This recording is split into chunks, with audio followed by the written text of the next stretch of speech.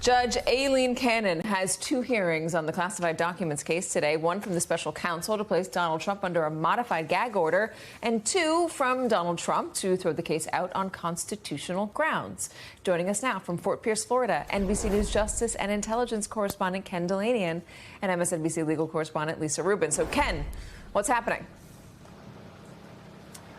Right now, they're arguing about this proposed modification of the conditions of Donald Trump's release, which is essentially a gag order, where Jack Smith is asking Judge Cannon to order Donald Trump to stop lying about a document that reminded the FBI about its use of force policy that accompanied the Mar-a-Lago search in 2022.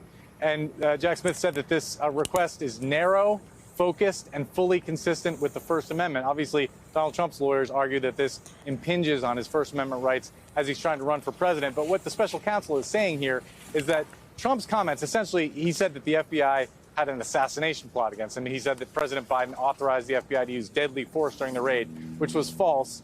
Jack Smith is saying those comments are putting FBI agents' lives in danger. And he cited specifically the incident after the Mar-a-Lago search, where a Trump supporter armed with an AR-15 and a nail gun attacked the FBI office in Cincinnati and was subsequently killed by the police. And then just last week, another Trump supporter was charged with threatening an FBI agent in the Hunter Biden case and saying that after Mr. Trump wins the presidential election, FBI agents will, quote, be hunted down and slaughtered. So Smith says this rhetoric has real-world consequences, and he's asking Cannon to order Trump to stop mischaracterizing that document. Okay, Lisa, Aileen Cannon holding a lot of hearings on things that might usually just be ruled on and dismissed.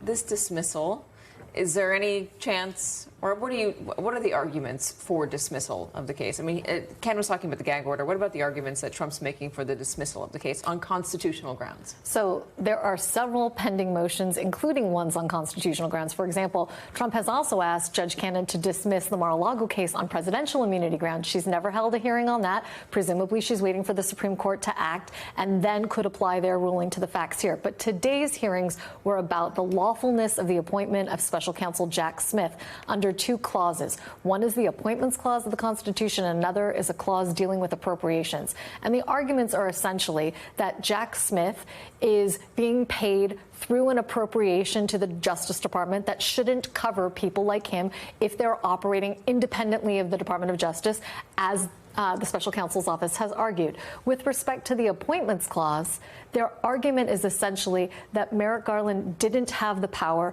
to appoint Jack Smith because there is no statute into which he falls, and if he's not being supervised, then he required Senate confirmation, which he hasn't had. So how many more hearings before she might decide on a trial date? I don't know how many more hearings. And, you know, Katie, the stack of motions before Judge Cannon that are undecided is only growing, because even though Donald Trump's lawyers had a deadline by which to make their pretrial motions to dismiss, they keep making them on other grounds. They keep finding new grounds to potentially dismiss the case.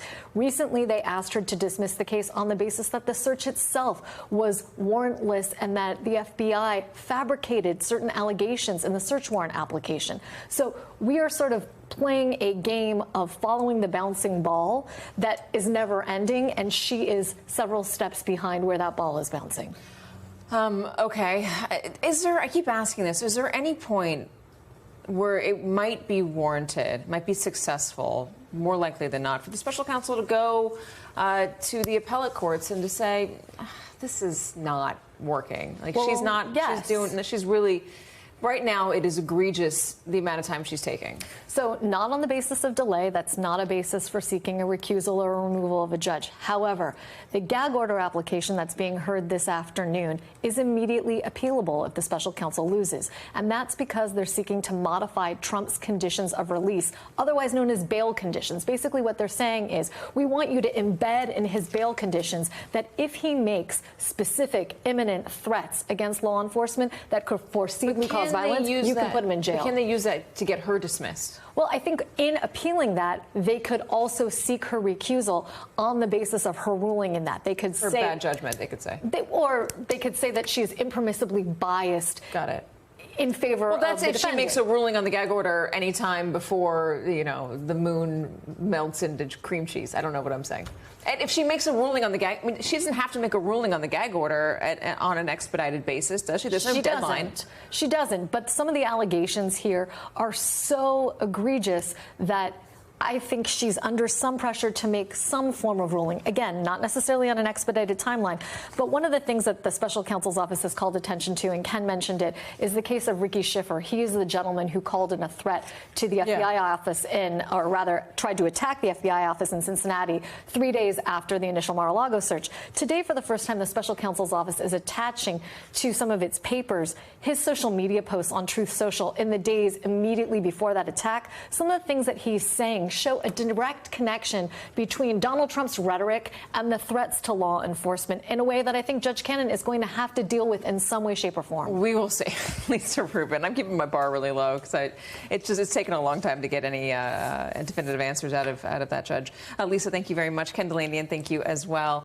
Hey there, MSNBC fans. I'm Luke Russert, and be sure to join me, Rachel Maddow, Jen Psaki, Lawrence O'Donnell, Steve Kornacki, Joy Reid, and many more September 7th in Brooklyn, MSNBC Live Democracy 2024. Click on the link for ticket information. We will see you there.